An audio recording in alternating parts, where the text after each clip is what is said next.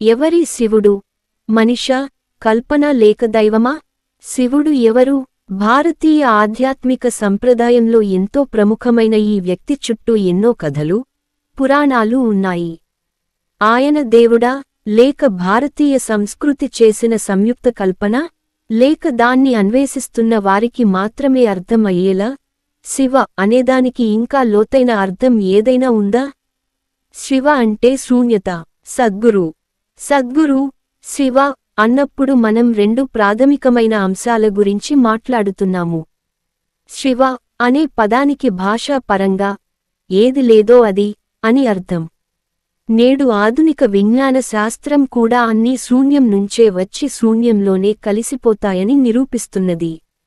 ఈ సృష్టి మూలం, ఈ విశ్వ మౌలిక లక్షణం కూడా ఈ విశాలమైన శూన్యమే. ఈ నక్షత్ర మండలాలు కేవలం చల్లిన నీటి తుంపర